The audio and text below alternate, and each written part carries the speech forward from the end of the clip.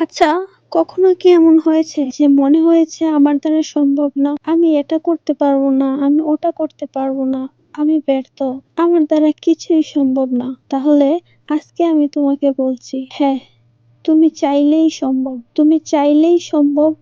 এই কারণ জীবনটা তো তোমার। যেহেতু জীবনটা তোমার, তার প্রবলেমস গুলো তোমাকেই সমাধান করতে হবে। তোমার জীবনের সমস্যাগুলো তোমাকেই সমাধান করতে হবে।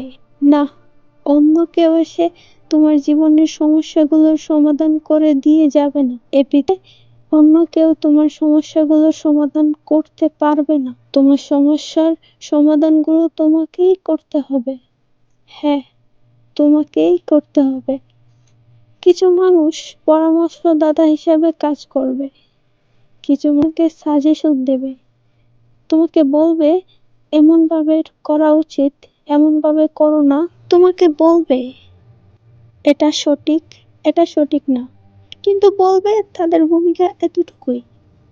তারা তোমাকে সাজেশন দেবে, কিন্তু তোমার জীবনের যে সমস্যাগুলো, সেই সমস্যার সমাধান তোমাকেই করতে হবে। আর তোমাকে বলে রাখি, এখনো কিন্তু সময় শেষ হয়ে যায়নি। না, এখনো সময় ফুরিয়ে যায়নি। এখনো অনেক কিছু বাকি আছে, এখনো অনেক সময় বাকি আছে। কিন্তু এর সময় কতক্ষণ থাকবে সেটা বলা অত্যন্ত কঠিন। তার কারণ জন্মের তো একটা নির্দিষ্ট ডেট থাকলেও মৃত্যুর তো নির্দিষ্ট থাকে না। মৃত্যু যখন তখন চলে আসতে পারে, তখন জীবনের সমাপ্তি ঘটে যেতে পারে। তাই সত্যি বলতে গেলে এই ছোট্ট জীবনে এত কষ্ট, এই ছোট্ট জীবনে এত দুঃখ কষ্ট করে, এত কষ্ট নিয়ে কোনো লাভ নেই। জীবনটা অনেক সংক্ষিপ্ত। আজকাল তুমি নিজেও দেখতে পাচ্ছ, মানুষের বয়স লাগে না মৃত্যুর জন্য। না, আমাদের যে ধারণা যে আমরা বৃদ্ধ হলেই মারা যায়, তেমনটা কিন্তু নয়, তেমনটা নয়। হ্যাঁ, আমাদের জীবনে মৃত্যু যখন তখন যে কোনো সময় যে কোনো পরিস্থিতি আসতে পারে। তাই তোমাকে বলি, জীবনটা কিন্তু অনেক সংক্ষিপ্ত। হ্যাঁ, জীবনটা অনেক সংক্ষিপ্ত। আর এই সংক্ষিপ্ত জীবনেই এত দুঃখ, এত কষ্ট, এত হতাশা, এত টেনশন, এত ডিপ্রেশন করে কি হবে? কি এই ছোট্ট জীবনটাকে সঠিক কাজে ব্যবহার করো প্রিয় ভাই বোনেরা। হ্যাঁ, ছোট্ট এই জীবনটাকে এমন কোনো কাজে ব্যবহার যা তোমার সুখের কারণ হতে পারে, যা তোমার দুঃখকে দূর যা তোমার দুঃখকে দূরে রাখতে পারে, যা তোমাকে সুখী করতে পারে। মনে রেখো, তোমার জীবনের সমস্যাগুলো দ্বিতীয় কোনো ব্যক্তি এসে সমাধান করতে দেবে। মনে রেখো, তোমার জীবনের সমস্যাগুলো তোমাকেই সমাধান করতে হবে। আর তেমনটাই করতে হয়। কেউ কাউকে সাহায্য করার জন্য এগিয়ে আসে না যতক্ষণ সাহায্যের মধ্যে কোনো স্বার্থ না থাকে। আর বর্তমান বিশ্বকে স্বার্থপর বিশ্ব বললেও কোনো অংশে ভুল হবে না।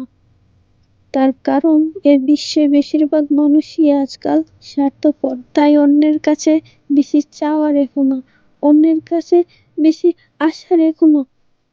এই আশায় তোমার দুঃখ, তোমার কষ্ট, তোমার টেনশন, তোমার হতাশার কারণ হতে পারে। তাই অন্যের থেকে প্রত্যাশা রেখো না, বিশ্বাসটা নিজের উপরে রাখো। বিশ্বাসটা এই পৃথিবীর পরিচালকের উপরে রাখো। হ্যাঁ, বিশ্বাস রাখো নিজের উপর, বিশ্বাস রাখো এই পৃথিবীর পরিচালকের উপর। তোমার সময়টাকে সঠিক কাজে ব্যবহার করো। মনে রেখো, তোমার জীবনের সবথেকে গুরুত্ব উপহারই কিন্তু তোমার সময়। হ্যাঁ, পৃথিবীর পরিচালকের দেওয়া সবথেকে বড় উপহার হচ্ছে সময়।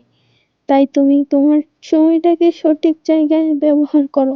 এমন জায়গায় ব্যবহার করো যেন জীবনের শেষ পর্যায়ে গিয়ে কোনো আফসোস না হয়, যেন জীবনের শেষ পর্যায়ে গিয়ে কোনো হতাশার শিকার না হতে হয়, কোনো দুঃখের শিকার না হতে হয়, কোনো টেনশনের শিকার না হতে হয়। প্রিয় ভাই বোন আমার, মনে রেখো, আজকের এই সময়টাকে তুমি যেভাবে ব্যবহার করবে,